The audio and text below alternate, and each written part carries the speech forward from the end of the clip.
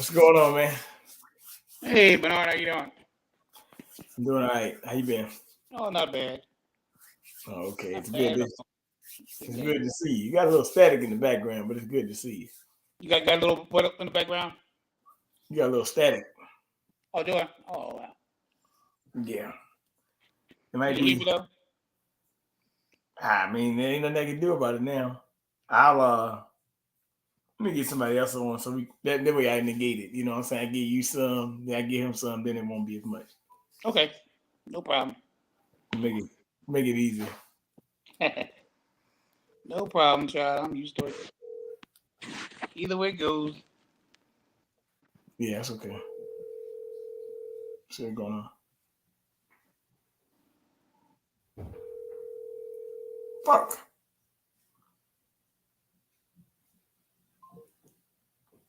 Uh-huh. Yeah. Well, anyway, he didn't answer, but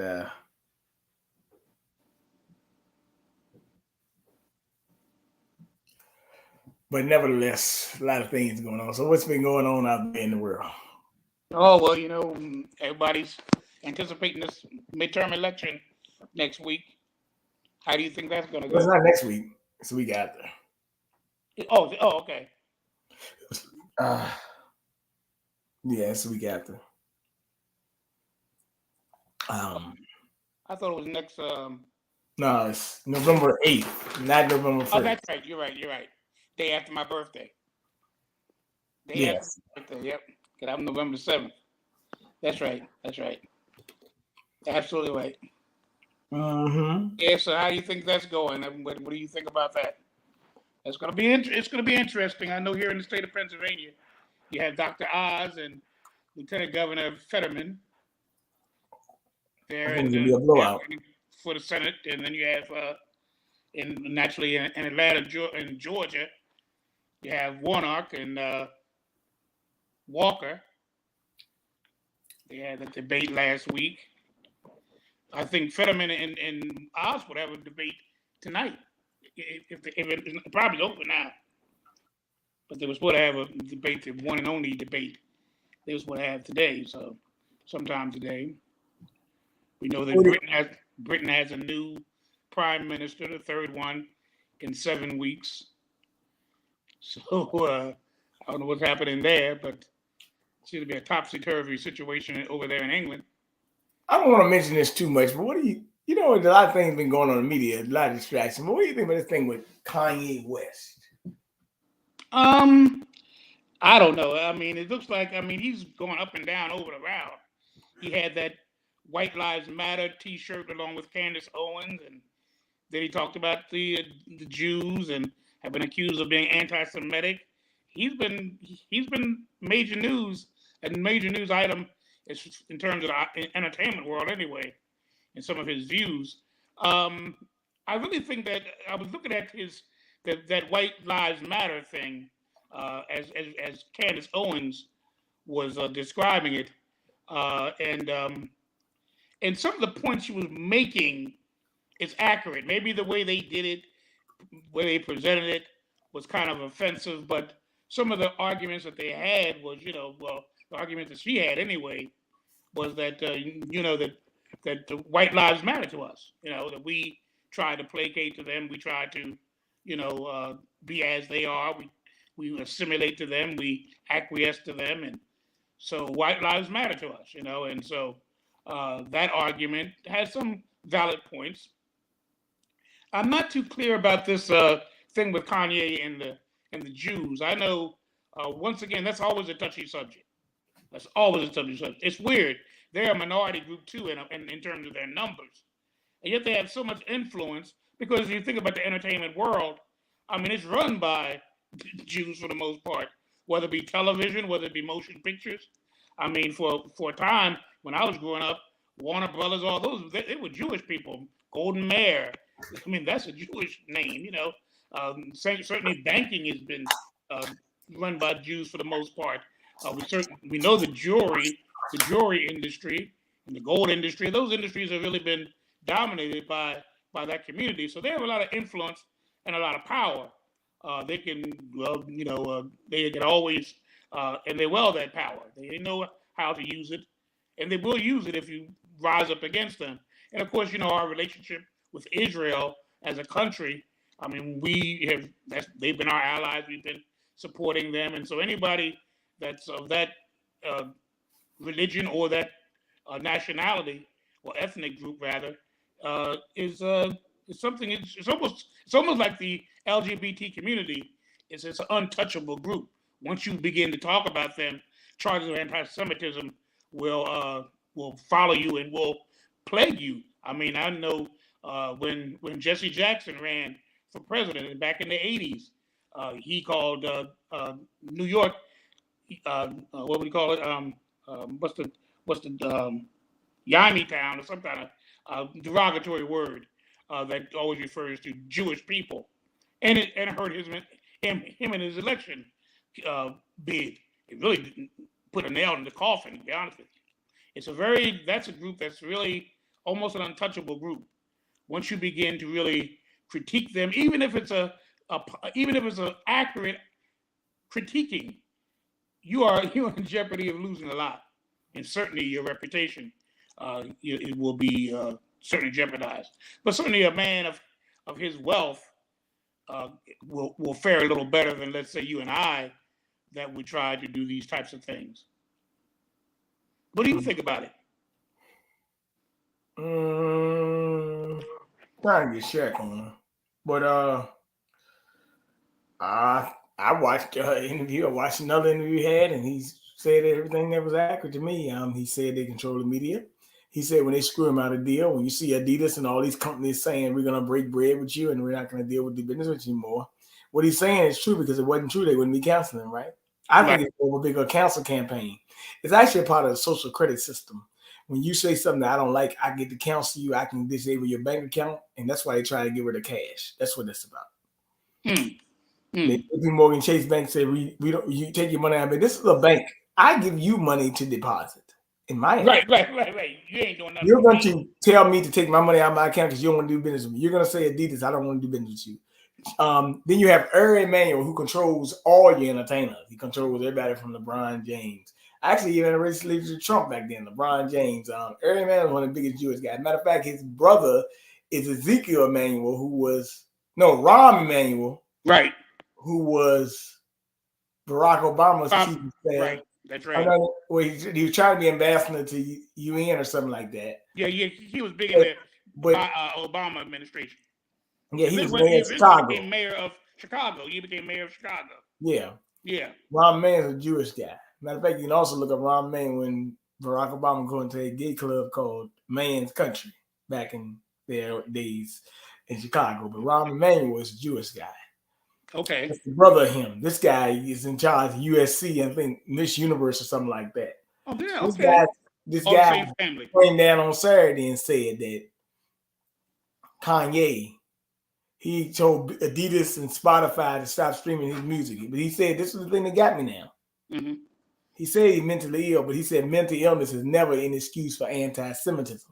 So which one is it? Am I mentally ill or am I anti-Semitic? Can't be both now. Okay, because I'm mentally ill. It's curious to me how mental illness always is thrown out when it's dealing with white folk. They always are ready to label us mentally ill when we challenge them. It's a weird thing.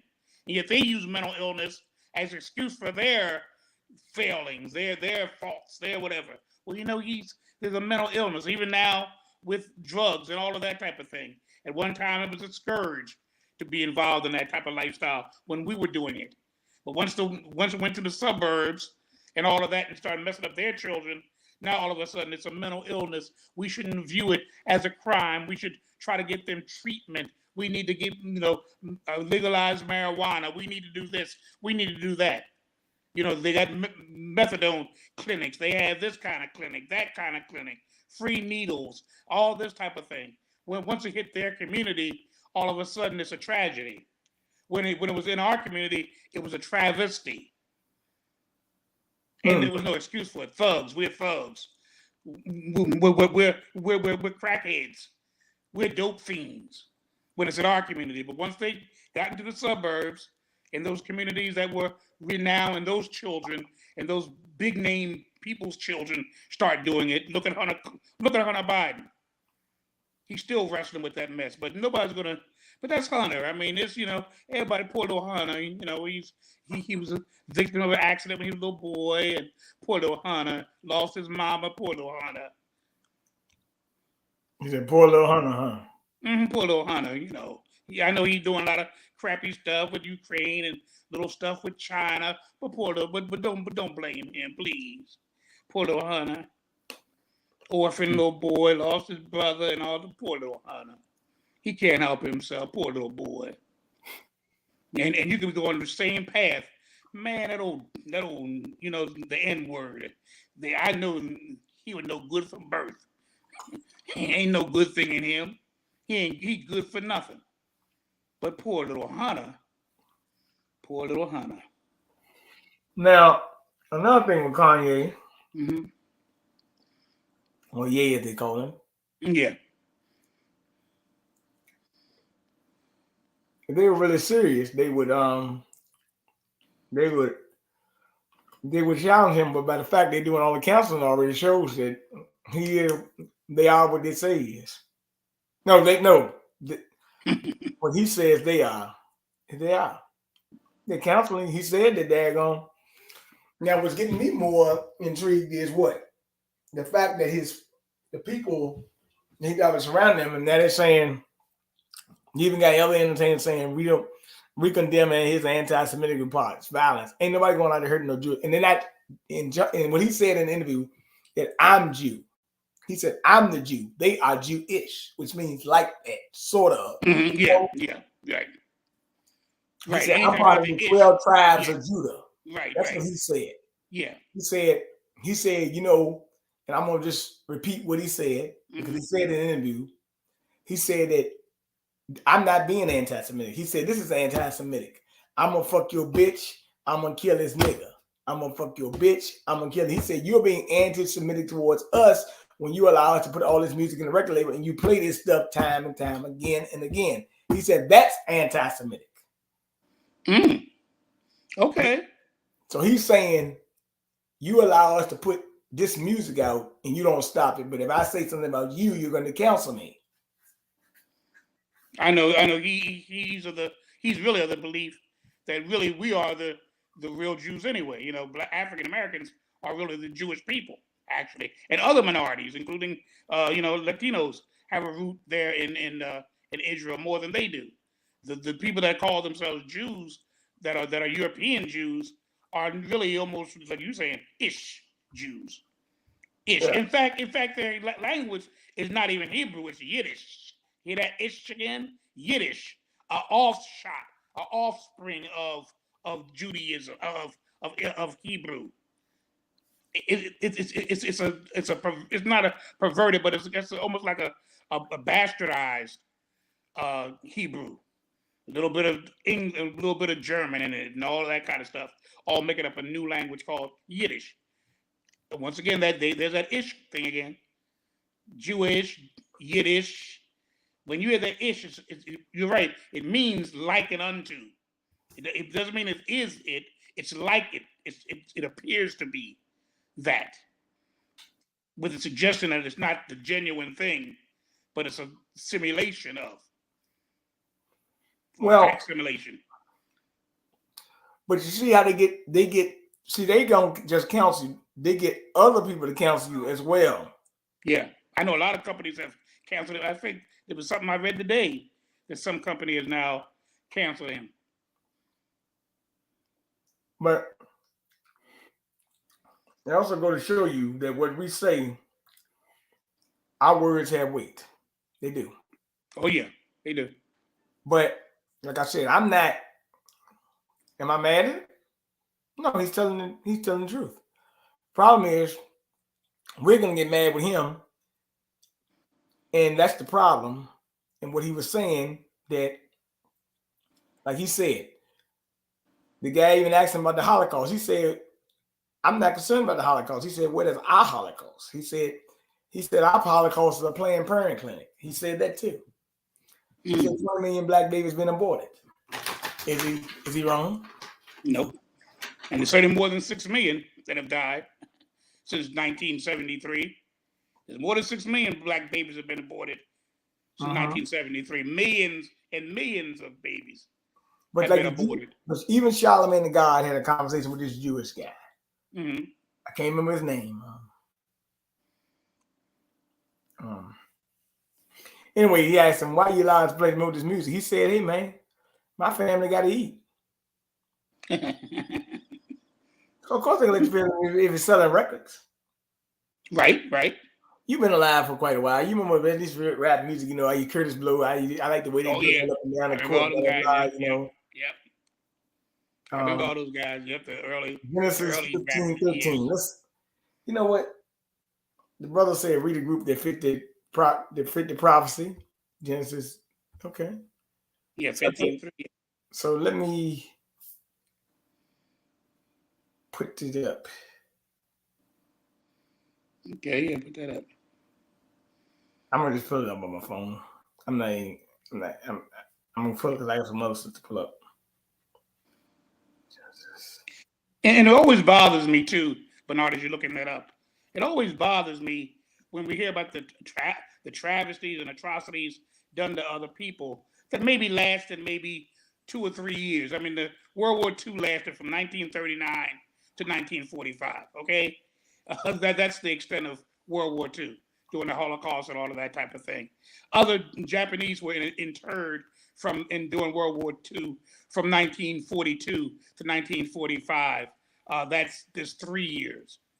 We've been in subjection. We were slaves for 250 years, have been under Jim Crow for 100 years, and even now are still second class, third class, fourth class citizens of this nation in the year 2022. So you're talking about not even a decade for none of these issues to have affected people, and yet you're talking about centuries as it relates to the oppression of African Americans. It just baffles me how people can be so, still, and I understand. I would be the last, but I'm a historian. I know the atrocities of the Holocaust, what they did to the Jews, doing the Hitler and the Nazis did to the Jews, and even people like the Ukrainians, who Jewish people said treated them even worse than the Germans did during World War II. So I understand the horror of it all. I understand Japanese Americans should not have been put in internment camps during World War II. But though, as bad as that they all were, they're poor examples of humanity. They pale in comparison to 250 years as slaves, 100 years as under Jim Crow, and even now still being subjected to second, third, fourth class citizenship in a nation that we built. But we apologize for it. I don't want to hear about slavery no more. We're the only ones. Jews still celebrate the Passover. The slavery of Egypt happened 3,000 years ago. And in fact, even Christians celebrate Passover. There's some Christian denominations that celebrate Passover. That's 3,000 years ago. And nobody talks about, why are you still celebrating Passover? The Exodus from Egypt was 3,000 years ago. Nobody says that. They still celebrate it. They still commemorate it. People get off from school because of Passover. It's weird. I know pastors and I know pastors. I ain't talking about rabbis, pastors that celebrate Passover. They do the lamb feast and all of that for that. They do the seders and all of that type of thing. And yet here we talk about something that just was in with our great-grandparents' time. One of my great-grandparents was a slave. Another one was a slave for 25 years before slavery ended. Okay, I got it. I mean, so yeah, we're supposed to forget it. Don't keep on talking about that. Let me bring this up. It says, know for certain that your offspring resides in a land that is not theirs and will be servants there, and they will be afflicted for 400 years. So that's the verse that he's bringing up, to Genesis 15, 13. Right. So that's what he's actually talking about. Let me see if I can get Shaq on one more time. Okay. I did bring her. Tell him what it was. Maybe get Frank. Maybe Frank. Maybe No, Frank. Frank's not Oh, Frank's he's at work or something. okay. That's right. Because their 3 hours difference over in California. Trying to get him on time. I told him about it.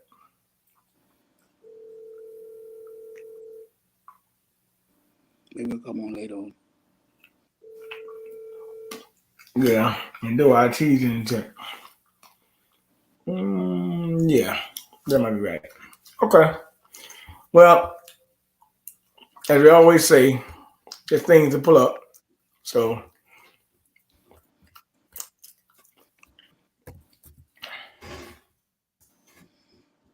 Well, we know that Pookie's back. We know Pookie's back. We know Pookie's back. In 2022, Pookie has arisen. Pookie is out of hibernation. Pookie's back. Remember Pookie? Remember Pookie? In 2008, Obama introduced us to Pookie. Pookie and Ray Ray. Those lazy blacks who would rather sit on the couch and not participate in voting. Well, Pookie's back, my friends. Pookie's back in 2022. Pookie's back. He was introduced in 2008 during the presidential campaign by Obama, who tried to embarrass, once again, black folk into voting. Pookie's back. He used it again in 2016, but it backfired. He was hoping that people would come out for Hillary, but it backfired. Pookie stayed home, and Pookie voted for an independent or something.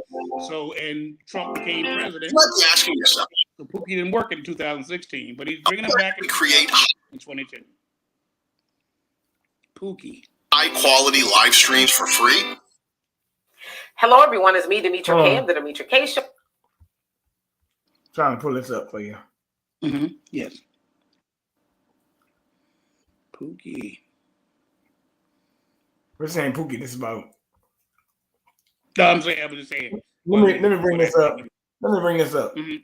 Upright Act of 1976. This video is meant for purposes only, educational purpose only. Got to be careful with the dictatorship, going on right now. Oh yeah, you better put that disclaimer on that.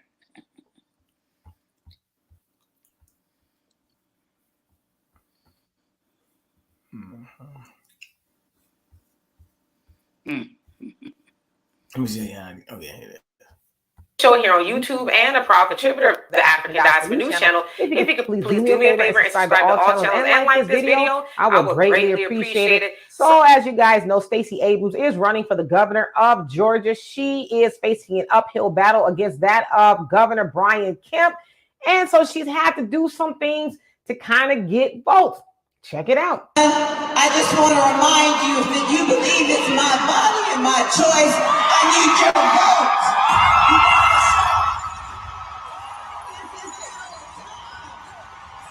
This is our choice. And this is our year. I need your big energy. Let's get it done.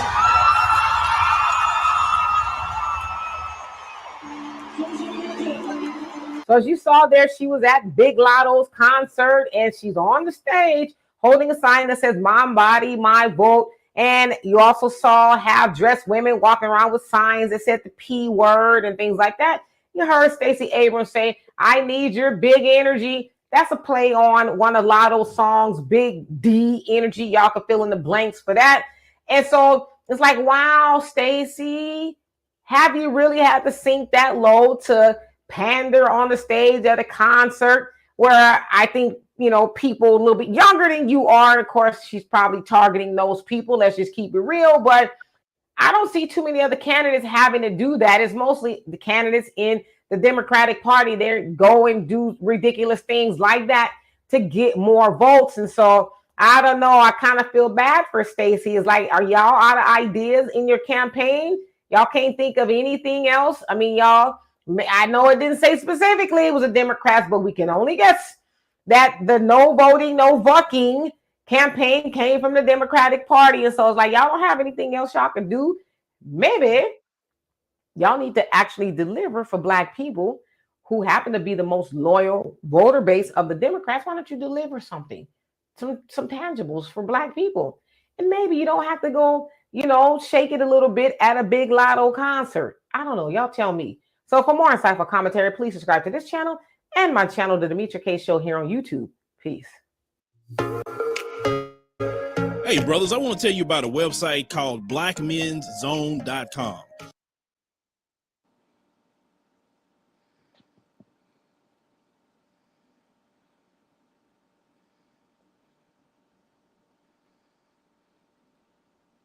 What do you think about that? Well, I just talked about Pookie. Now we're doing something else. I mean, that's how the Democrats do. I mean, they Pookie us. They shake. I'll be talking about it tomorrow night. They Pookie us. They shake their booty for us. They voting or no voting and all that kind of stuff. I mean, that's what they do with us. To pull out the hot sauce for us, sing Amazing Grace for us.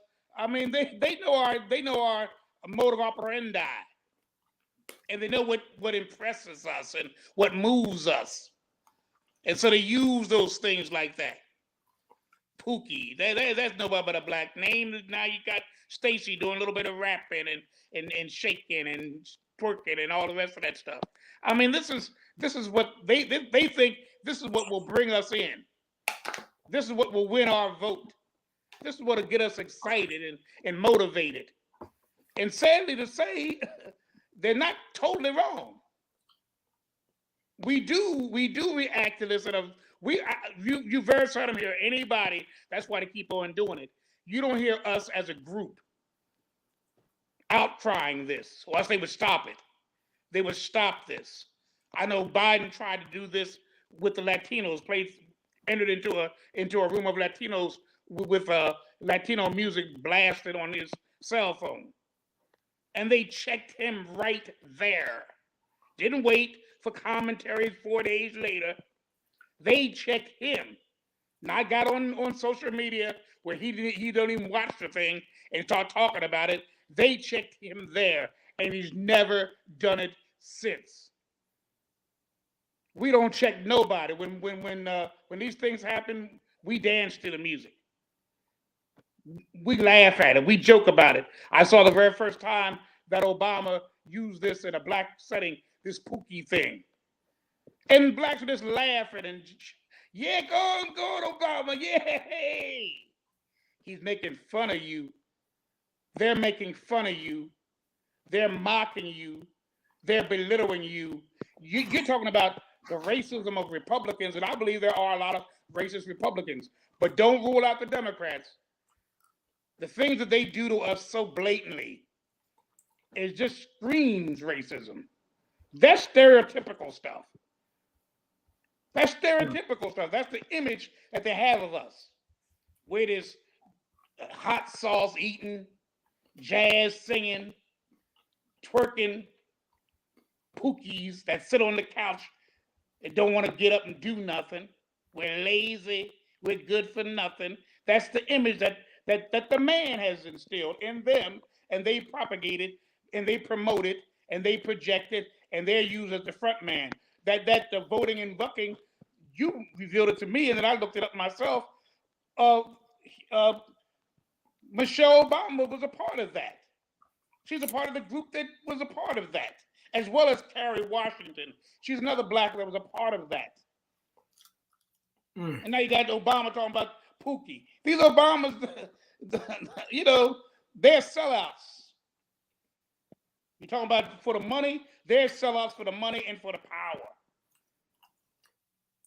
power. And we just dance right to it. We laugh right with it. I'm so glad that I got another video for you. Go on. Okay.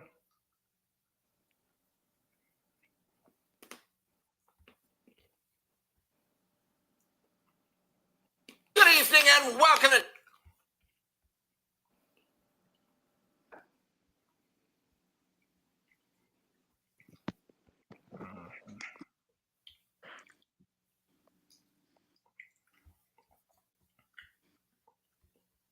Tucker Carlson, say, what's that sound you hear? Oh, it's the sound of America getting a little better. You can feel it happening. Last night, we played you a clip from an unintentionally hilarious MSNBC town hall in which some pompous airhead reporter tries her best to explain to Trump voters why January 6th actually was an insurrection. An insurrection in which only the police had guns inside the Capitol. An insurrection in which the police welcomed the insurrectionists inside the building to insurrect. Quite an insurrection. Of course, an insurrection that went nowhere, where the leader was dressed in Viking horns and eating psilocybin mushrooms. So we thought it was pretty funny. What we didn't note, though, last night was the moment where that airhead reporter claims that a police officer was killed by the mob that day. Now, if you watch television, you've heard that line so many times that you may not even notice when people say it anymore. They've been saying it constantly for nearly 2 years. Police officers were killed, many of them. Why are they saying that? It's not true. It's provably a lie. It is in no sense accurate. No police officer was killed by the mob on January 6th. Anyone who claims otherwise is always welcome on this show live to explain who exactly was killed, what's that officer's name, and how was he killed. We don't expect any takers on that offer. So the question is, why do they keep telling us that? Well, there's a reason. There's always a reason. They're telling us that likely so we won't ask too many questions the next time we read about yet another January 6th protester going to jail. We'll just think, oh, another cop killer getting what he deserves. That's what they're hoping you will think. And they're hoping that because if you knew the truth, if you knew why they're really going to jail, you'd be very concerned. And here is the truth. Joe Biden's Justice Department is imprisoning people for having the wrong thoughts that we all imagined were constitutionally protected, as all thoughts are. But don't take our word for it. That's just a right-wing talking point on a cable channel. You can read the court filings in January 6th cases over the past year and a half. And in virtually every instance, federal prosecutors argue in public that the political views of the defendants, not anything they actually did, not crimes they committed, but instead their personal beliefs, what they think, those beliefs are reason enough to put them behind bars. According to Joe Biden's DOJ, for example, Army veteran Jessica Watkins needed to be detained indefinitely because she had, quote, extremist and violent views regarding how to address what she believed to be a fraudulent election. Oh, she was an extremist. It's a term they never explain, but that apparently is now a crime. So we decide what extremist means, and then we put you in jail for being one. That's how that works. UCLA student Christian Secor, that was the guy who sat in Mike Pence's chair on January 6th, is now in prison. And he should be in prison, explained the Biden administration's lawyers, because he had, quote, extremist beliefs and a, quote, history of adhering to extremist ideology. Really? Again, you decide what extremist is, and then put me in prison for being one. In the case of Robert Morris, that was the guy who was busted in possession of a Lego set of the Capitol. The DOJ put it this way, quote, it is difficult to fathom a more serious danger to the community than someone who tried to, quote, abort the certification of a lawful and fair election. The one kind of abortion they don't favor. The aborting of a fair and free election. So in every case, the defendant's real crime was not aborting an election. No, the real crime, and the DOJ says it right in the filings, is denying the outcome of the election. It was believing the wrong thing. It was not believing that a senile man who refused to leave his basement during the campaign somehow got more votes than any president in American history. If you refuse to believe that, you're now a felon. Question the system, and they haul you away. Those are the rules now, as hundreds of imprisoned Republicans can personally testify if they could speak. So the legal precedent has been established. You cannot deny elections. And yet, even in the face of the mounting evidence, this is now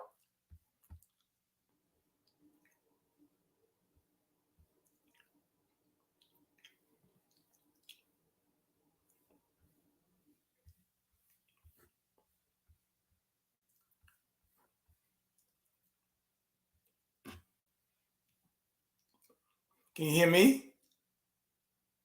You can't hear me? Wow.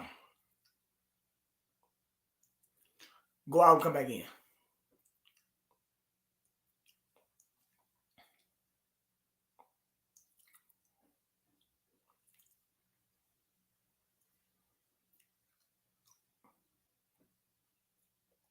Hey, what's up?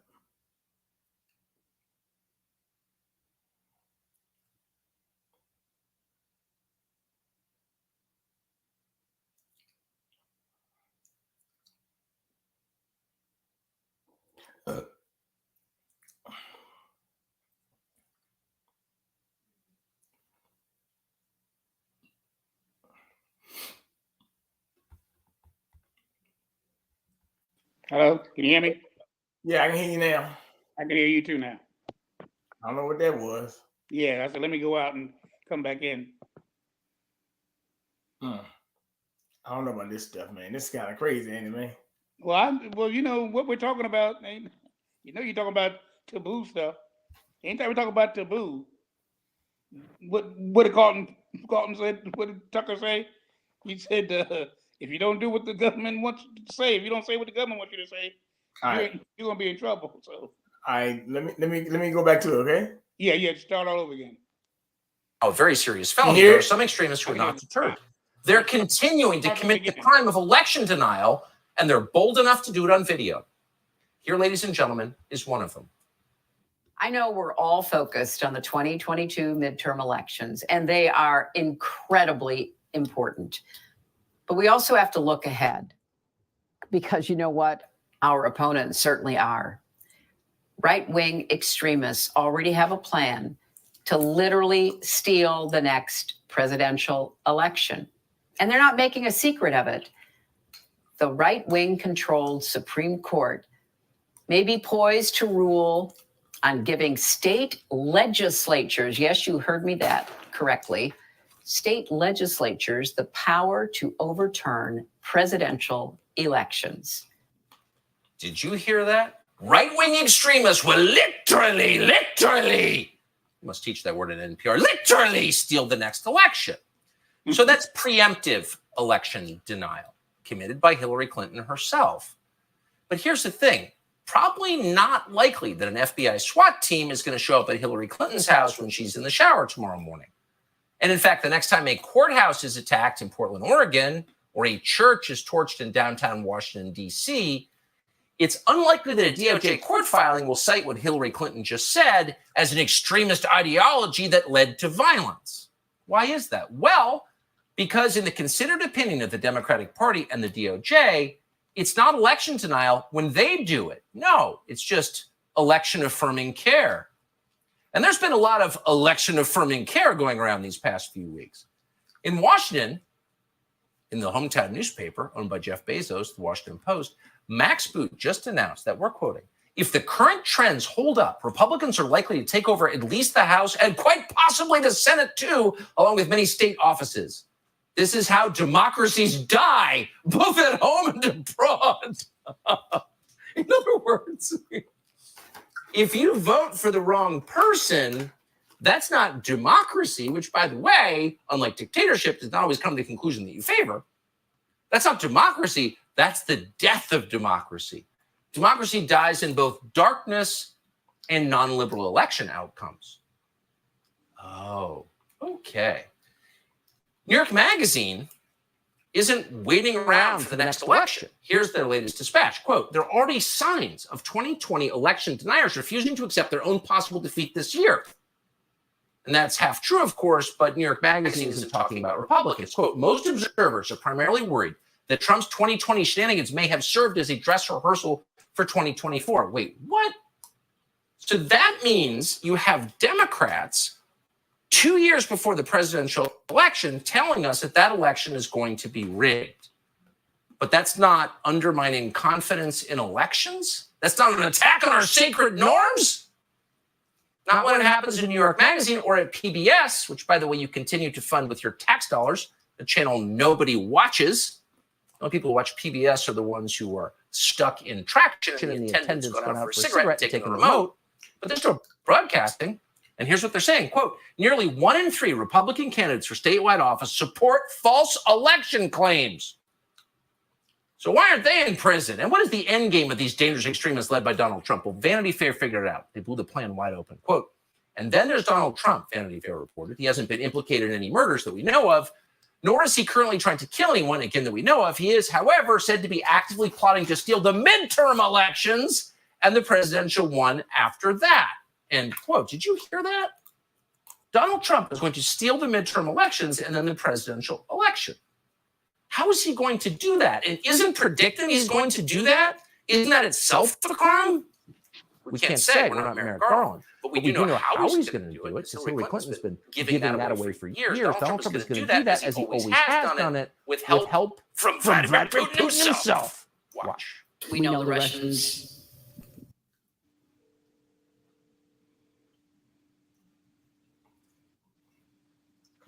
Wow.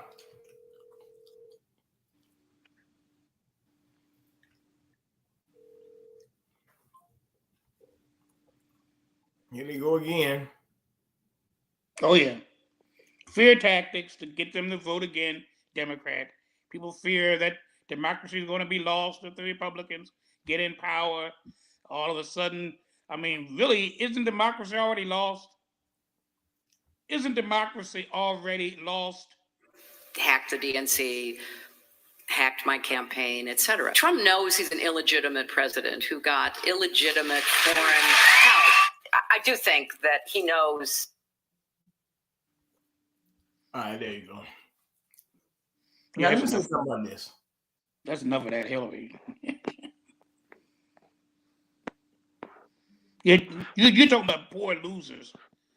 Here you are. Say something about what she said. Later, she's still talking that stuff. She told you, but she told you something that this is how people don't know the Constitution. She actually dropped a little knowledge to you. Did you hear what she said? She said, just think of it. State legislatures have the power to overturn elections. They always did if there was reasonable doubt. That's in the Constitution. She kind of told you they wanted to make it so they're not able to do it. Right. Of course. They want to be the federal government that dictates all that. They want the federal always said the states made the right. That's right. So what she said was a complete bull crap. This is what she's doing. But that show you how, well, I'm going to be dead on. That tell you how ignorant people are, because she told you something. They were setting that up for them to try to do it, so when they lose, they can say, if you would have voted for us to overturn the state, let the federal government do it.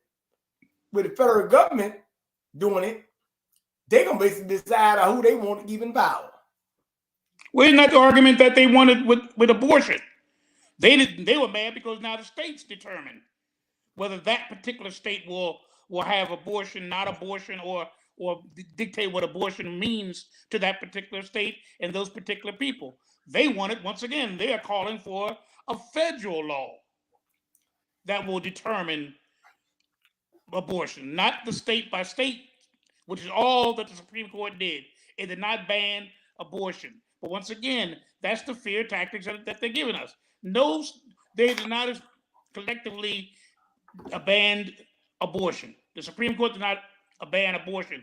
All they said was, we're going to leave it up to each individual state, all 50 states, to determine for themselves whether they want to have abortion, whether they don't want to have abortion, or if they do have abortion, what type of stipulations will be made on the abortion. That's for each state to determine. That's all the Supreme Court did. They did not reverse anything. All they said was, it should not be in the hands of a centralized government. It should be in the hands of each individual state. That's all they did. But that's not what the Democrats are trying to propagate. They're trying to make it seem as though they banned abortions. They're against abortions. These 9 justices are out to get women and all the rest of that good stuff. Nobody banned nothing. All they said was, let the states determine for themselves. Who is the state? The state is not just the governor. The state's not just the senators. The state's just not the representatives. The states are all the people that are members of that state. I'm a member of the state of Pennsylvania. You're a member of the state of Virginia. Both are commonwealths as well, let me add. Both Virginia and Pennsylvania are commonwealths. They left it up to us to determine whether we want abortion or not. That's all they did. Some states will abolish it altogether. Some states will promote it altogether. Some states will have their own understanding of it, and that will become law in that particular state. Period. It's over. But they don't want to make it over. The Democrats making that their key point. Heck with inflation. Heck with the recession. Heck with the pending depression that's hovering over our nation. That's not important to them. They want to lift up the abortion question. That's their number one priority. Wow. So abortion don't even impact me one way or the other. My wife's in her 50s, and I'm in my 70s. It don't impact me, but eating does. I still eat at 70. I still eat. I still gotta pay rent at 70. Let's say abortion. They kept on trying to make it seem like abortion is the number one issue on the midterm, but it's not more important than inflation. Of course it's not. We know that, but that's not what the Democrats want. They don't want to do that because then that will put a scar on them. That will put a scar because they are creating this inflation. So why would you want to make that your number one concern when you're the ones who created the monster in the first place? So you want to divert the attention. You want to deflect. So instead of talking about inflation that you created, we're going to talk about abortion that you all created. That's what they would say, that you all created. Your packed Supreme Court. Lying all along because nobody ever banned abortion. That's not what the United States Supreme Court did. They did not ban abortion. They said we're going to leave it up to the states to determine. But that's not the narrative. That narrative doesn't fit. So their narrative is you better vote Democrat or else you have to have that baby you don't want. You better vote Democrat, just like you're saying a minute ago, or else this nation is going to be not a democracy any longer, but a dictatorship. And the crazy thing about it, let's say a Trump does win again. Let's say that, or a Trump-like person wins again. The way the system works is only 4 years. Only 4 years. With Trump, it'll be his final 4 years. He already served as president for 4. You mean to tell me this nation is so fragile that 4 more years of Trump will totally destroy it and change it from being a democracy into a dictatorship or authoritarian government?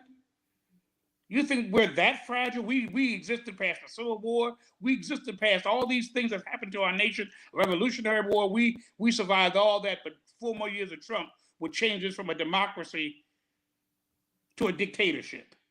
Are you crazy? The man only got 4 years. He already did his first 4.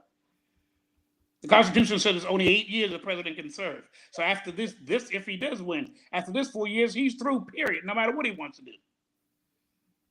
But you want to put fear in people's heart, and just like you said, because people are so ignorant, and I hate to say it, but I'll put it like this: they're so unenlightened and so uninformed about what the Constitution says that they believe the hype, they believe the okie doke, they believe these 5-minute sound bites, and so they rally and they get together and they want to stop it before it happens. This government has never been a democracy. That's been an illusion and a delusion, as far as I'm concerned. It's always been a few that run. Now, let me say something here. Got an old friend of yours that you might like. Okay. Let's see this friend of mine. Well, he's not really a friend. He's probably an asshole. But you call him a friend? So I want to see this friend of mine. I want to see who he is. A guy named Jim Clyburn. Oh my buddy, Uncle Jim. He said Democratic Whip James Clyburn told MSNBC it would be a fool's choice to base your vote on gas prices when democracy itself is safe. I don't know if anybody who would say I would rather pay $10 or even 10 cents or even 20 cents less per gallon and allow you to take my rights away, my voting rights away, and other things that we know the other party is doing to suppress votes. That's a fool's choice Ree will not make. Who is Ree? Think of yourself. Yeah, that's right. If you can take away my voting rights, just give me 10 cents a gallon less to pay gas and you can have my voting rights. No people are voting on more than whatever or not you run up the cost of gasoline. Once again, speak for yourself. Who are you talking to? Did Jim Clyburn think we're some idiots? Yeah, of course he does. Because we're idiots, because we keep on voting for him. So that's an idiot that does that. It's an idiot that would vote for somebody that would tell a reporter when asked, what would he ask of Biden to improve the to improve things since he helped Biden become president. And he says, Look at as him. long as me and my family okay, we okay. Well, look at him talk. Again. I think he can come along.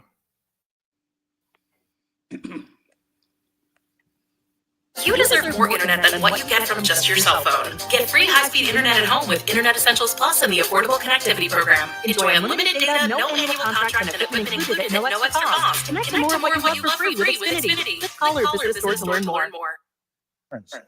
With us now to talk about this is House Majority Whip, Congressman James Clyburn of South Carolina. Congressman, it's always a pleasure to see you. I thank you for being with us this morning. Congressman, what do you say to people who say, boy, Washington, you talk about these big programs and everything else, but I'm worried about the cost of food. I'm seeing the cost of eggs shoot up, chicken, gasoline, coming now with the winter, the heating. I mean, these are all concerns that hit very directly to people who may say, what's going on in D.C. doesn't think of us. Well, let me make it very clear. All of us are concerned about these rising costs, and all of us knew this would be the case when we put in place this recovery program. Anytime you put more money into the economy, prices tend to rise. And we do know that price gouging. Well, that wasn't me.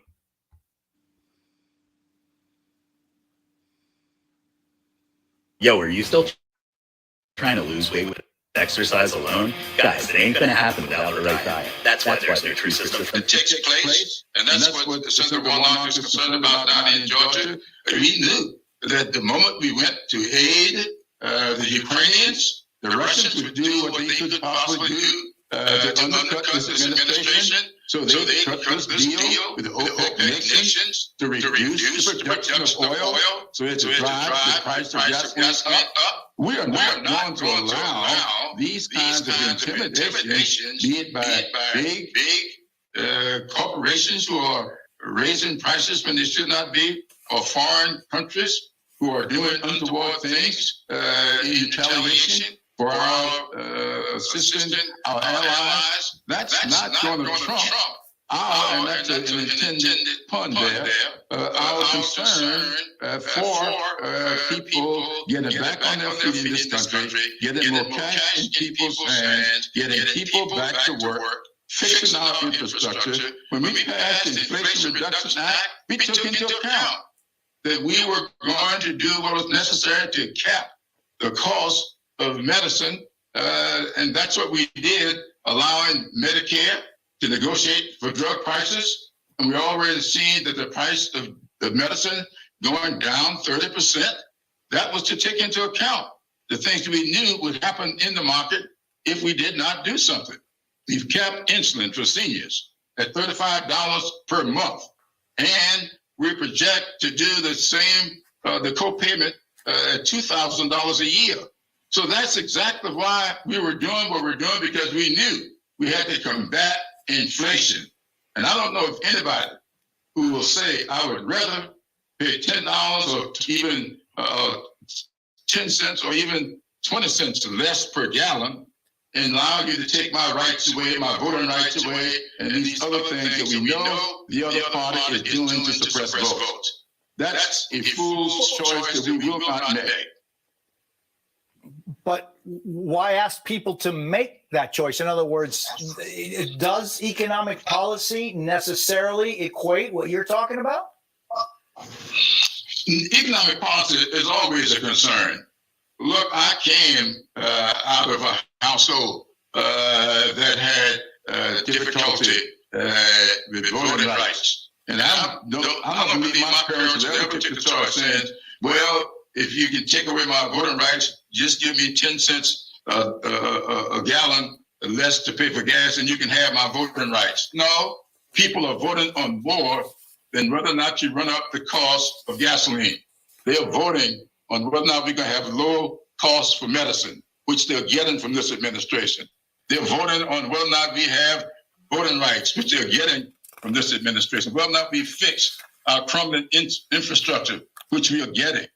whether or not we do the things that are necessary to get people back to work. And that's what we're getting. Unemployment rate at historic lows because people are going back to work.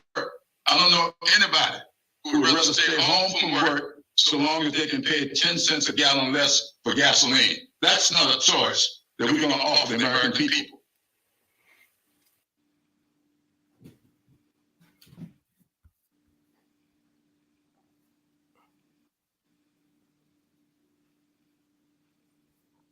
He ain't done but telling a damn lie.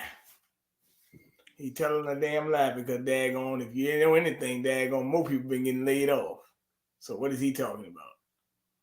And to me, it's just so easy for a Queen. millionaire, a multi-millionaire, which Clyburn is, to say, so what about the increase in gas? So what about meat and other products that you get in the grocery store being increased by double? So what that everybody's rent has now been increased, in many cases double, even triple? It's easy for a millionaire and a multimillionaire to say, all I'm worried about is democracy, that we don't lose democracy, that we keep voting right. Yeah, I know you want to promote that because you want to serve another 2 years in Congress. That's something you want to promote. That's important to you. Those things are important to you, because it's to your advantage. It doesn't matter whether the gas is $100 a gallon. You're going to be able to pay for that. I don't care. It doesn't matter if chicken and beef and lamb and all the rest of that are increased by astronomical numbers. You're going to get yours because you have the money to do it. It's easy for a man who owns millions and millions of dollars to tell me, who owns $5.50, that worry about the voting, your right to vote, and forget about the fact that you don't have enough money to buy food for your family. Forget that. Just vote, because voting puts me back in office. I don't care whether you starve after you get put me back in office or not. He made that clear when the man said, "What are you going to ask for Biden?" He says, "As long as my family's okay, I'm okay." So it shows you he don't care about you. You have 150,000 constituents, and you tell the man, "I ain't going. As long as my family's okay, I'm okay. I ain't going to ask Biden for nothing." So that shows you don't care about me. Biden, but you want me to vote for you. You want he's that. a clown show, that. Bishop. He's what I call the clown show. Yeah, and we're the clowns. Cause watch in November, he's going to put back in. Watch. Take my word for it. Take Gerald Scott's word for it. On October the 26th, I'm predicting that Clyburn, who said all of this and done all of this, and you just made a quote that he just said a couple days ago, that I ain't worrying about whether the gas goes up. I ain't worrying about whether the food goes up. I want you to get out there and vote. That's all I care about. Keep that vote going. Because as long as that vote going, I stay a multimillionaire. As long as that vote going, I dictate policy. As long as that vote going, my life's okay. And then my children's life's going to be okay. And my grandchildren's life's going to be okay. So all I care about is you voting. I don't care about you what you eat or not. That don't matter to me. I don't care whether you can't, you got to now get on the bus because you can't drive because you can't afford getting gas. I don't care about that. That's your problem. That's your problem. And anybody tells me that's my problem, and that I go out there and vote for you anyway for another 2 years, who's the fool? He ain't the fool. I'm the fool. I'm voting against my own interest in favor of your interest. You're interested in the vote because you're a politician that needs the vote to stay in power. I'm interested in eating because my family needs to eat. My family needs gas in the gas tank. And I need to feed my baby some pablum. Let me say something. But you don't care about that. In New York today, the New York judge came and ruled that the mandate to get jabbed was unconstitutional. And the workers will get back pay and their jobs back. Or they'll be reinstated. So shout out to those people who stood up and waited out. Yep. But May Adams doubling down, say they're still going to go with their programming schedule, which It's amazing these people just break the Constitution every time. They tell you, oh, we believe in democracy. Well, then why ain't you agreeing with the court said then? Oh, so you're not really doing that. You're just saying you want to do what you want to do, right? You know what? I really believe in my heart of hearts that they don't want a 3-branch government. They don't. They'd rather have they'd rather have a. I'm gonna be honest with you. They'd rather have a 1-branch government, but they got to stay with Congress so they can make these laws and do these things like from a legal perspective.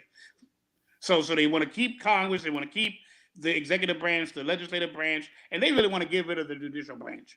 Certainly in the federal government, anyway. They'd love to get rid of the Supreme Court at this point, and in particular because it doesn't serve their purpose. They don't march to their beat. So they really would love to get the Supreme Court out of here. And if you can't get them out, increase the numbers so you can get those Democrats, other Democratic-minded justices to serve on the bench. And then, of course, that negates or at least nullifies the impact of the conservatives that are on there now. Isn't that something? So you want to get rid of that? Yeah, they want to get rid of that. They want to, just like you play with Tucker, they want to get rid of anything that's contrary to their agenda. So if you're an individual or whether you're an institution, if you're an institution like the Supreme Court, or you're an individual like you or me or others who are open-minded and want to do things that are just and fair, you're going to be nullified. You're going to be lambasted. I've never seen so much talk from one branch of the government against another branch of the government. I've never seen senators and congressmen rally to talk about the vileness of the Supreme Court. Kamala Harris talking about they ain't nobody but thugs and all that kind of, they don't care about us. They ain't nothing but political hacks. I've never seen such attacks from one branch of the government to another branch of the government. I've never seen this before, and I've lived for 70 years. I've never seen this. There have been cases that have been controversial, but I've never seen such attacks against the judicial branch. I've never seen this before. Standing in front of a justice's house, threatening to assassinate another justice. I've never seen this, ever. And I've been around since 1951 and been involved with politics since 1972. And I've never seen such attacks on the branch called the judicial branch of government, the one that interprets laws. You're right. Never. And neither have you in your lifetime. You've never seen. You've seen people disagree with the Supreme Court on decisions they've made. Okay, that's fine. But to go to this extent, marching on their homes, threatening their lives, politicians getting on TV talking about the horror of what they did with Roe versus Wade, and the horror of what they did with this, and the horror of what they're doing with gun control, and the horror of this, and the horror of that. Such venomous words and actions towards the third branch of government. Yeah, you're right. You're right. There's a lot of bad intentions. Yeah. They want to kill him. Literally want to kill him. I mean, not figuratively, not verbally. They want to kill these people or throw them in jail. They're plotting on it right now as we're speaking to throw them in jail, many of them, because they disagree with their policies. They are the interpreters of the law. You make the law, then they interpret it, what it really means, and has to stick with the interpretation of the Constitution.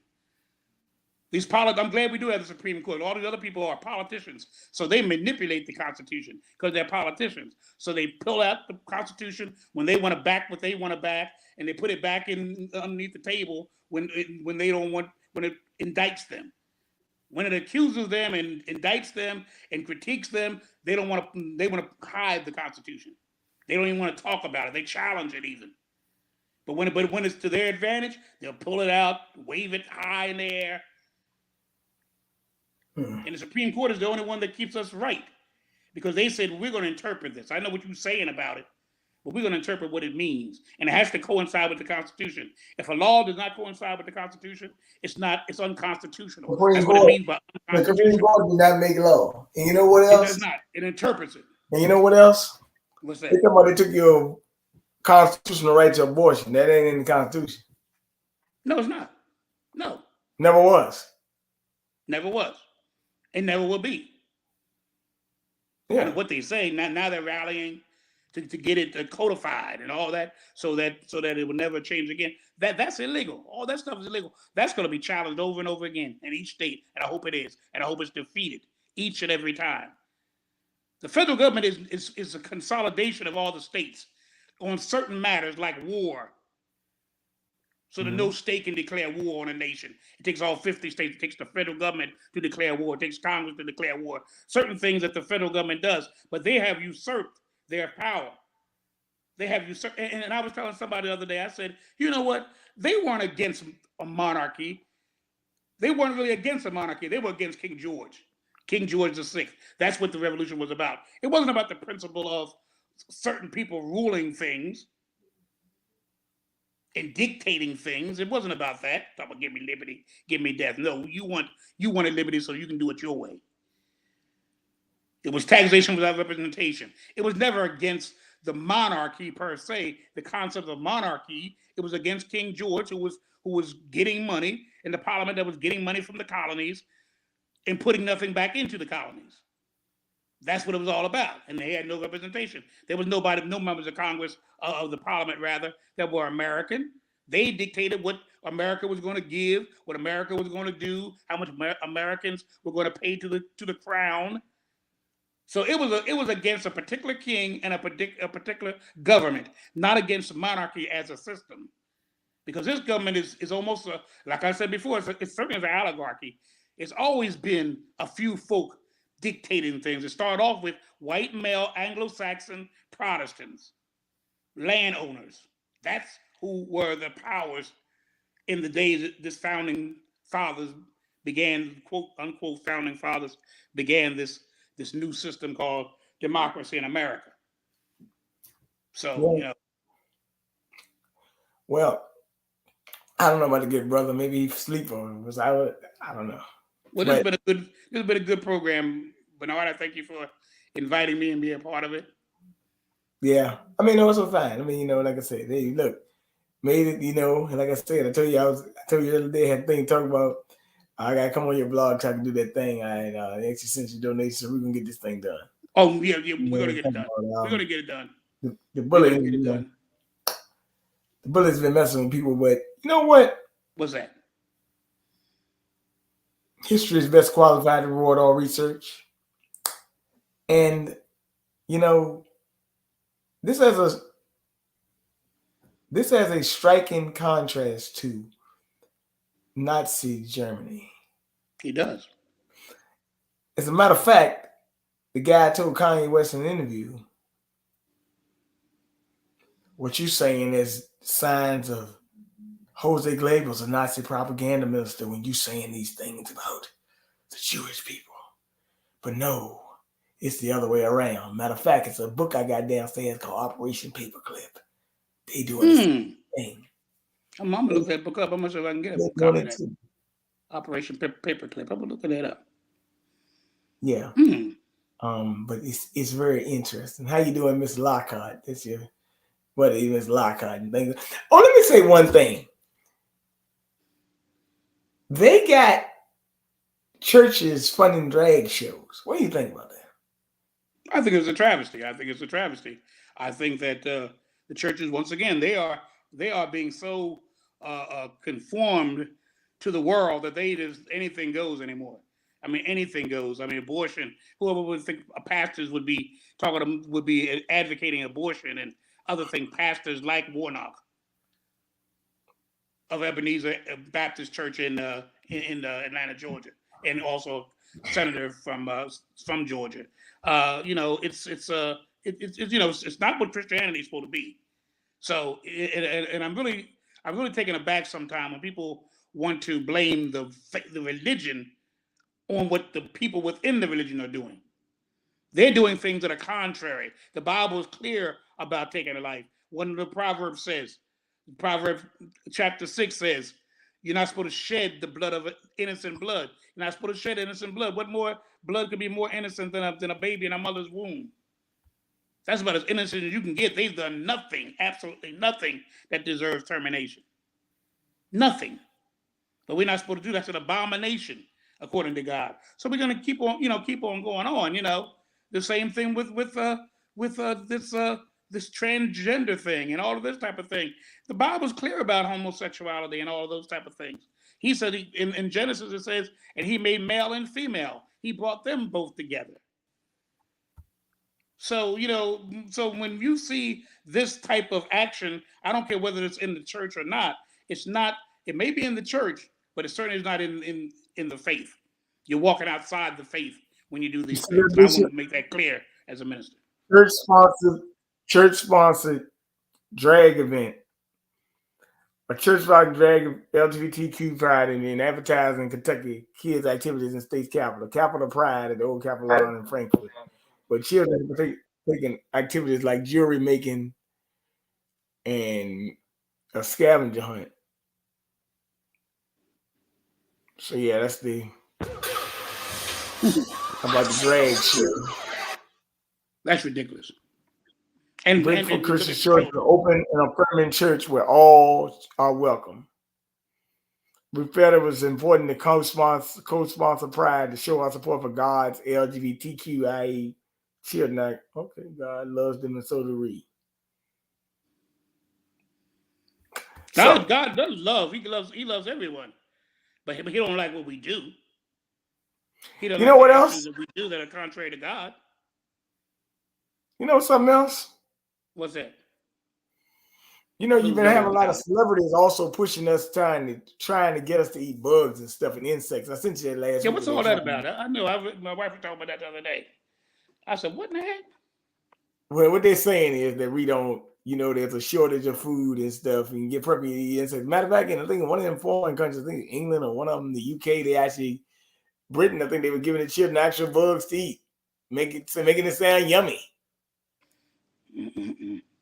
It's this world. Who knows? They have a lot of protein, but daggone, they are getting a little bit. But you know how many bugs you have to eat to get the protein. Now you're a health expert, and you know all about that health and wellness. You're very prolific in that. How many bugs do you have to eat to be equal to giving you vitamin C or vitamin B or whatever other vitamin you may say a bug has? Man, that's some nonsense, man. Because let me tell you something. This is their agenda telling you to eat it now. Right. These are celebrities telling you to eat it. It's ridiculous. Kind of remind me of the thing. Remember that show called Fear Factor back in the day? That probably. Yeah, I remember that. I like that show too. I like that shit. Eating bugs and junk like that, all these kind of things. Yeah. Yeah, but this is just them. Anything. This world is just going crazy, as far as I'm concerned. But anything that used to be normal is no longer normal. Anything that used to be acceptable is no longer acceptable. Also, they also using money to fund diversity training in Ecuador. I forgot about that, diversity training in Ecuador. So diversity and inclusion. And diversity and inclusion means those two words are. Can I dress in drag? And then you can't say them. And no matter what, they've had IA, intersectional and asexual. So they had two more letters in there. Just pointing out. I was looking at that. I was going to mention that. So look all those letters now. But here comes but next is going to be the P, which means pedophile. Well, that's what the plus is. You can add that onto the plus. They always end up with plus. So that means other letters that they're not showing here. That's what you got to worry about, that plus. What does the plus represent? I was watching a documentary the other night talking about a guy who actually I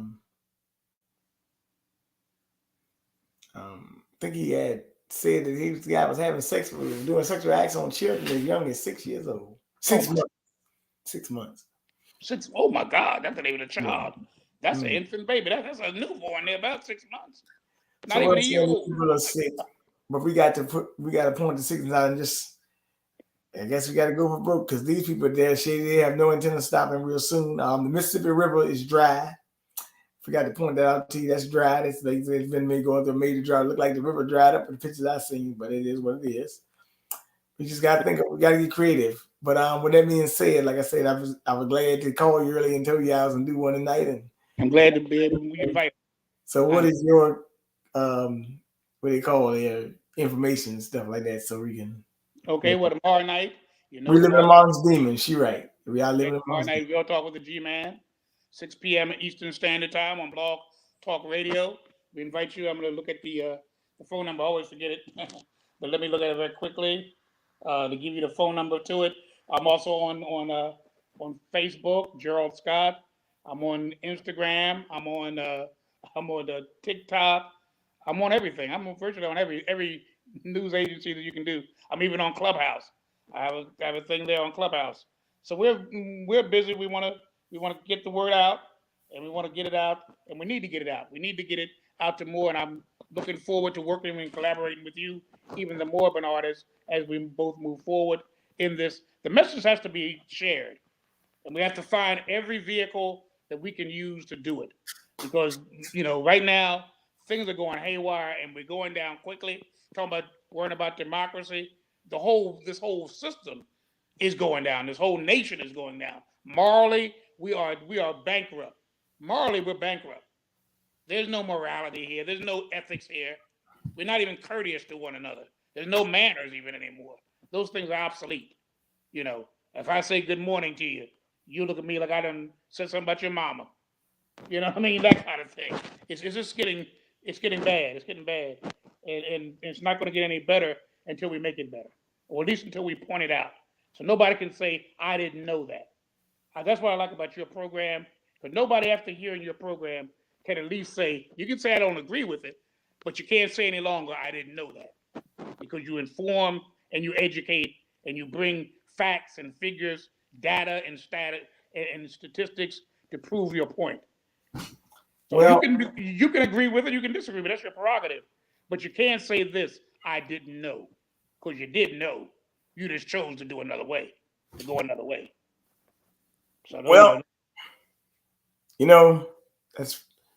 that's the lesson of life. When it comes to me, you can get me at kingbjmedia.com, kingbjfitness.com. You can get me at Bernard Johnson Facebook, Bernard 1120 Instagram, and then we got the other one is King BJ Fitness 32 and 1987 BJ1 on Twitter. But with that being said, hey man, it's good now. Bernard, can I just say one final thing? I want to give you the call-in number to our program, 563-999-3705. That's for Real Talk with the G-Man every Wednesday night, 6 p.m. Eastern Standard Time on Blog Talk Radio. Tune in. Bernard's going to be there. He always is. And yours truly will be there as well. Well, yeah, it's your show, so I hope you are there. I know, I'm going to be there. But nevertheless, just take your time, and I want you to have a good night, and everybody else as well. Thanks for coming on by. Thank you, Bernard, for the invite. Good night. Yes, sir.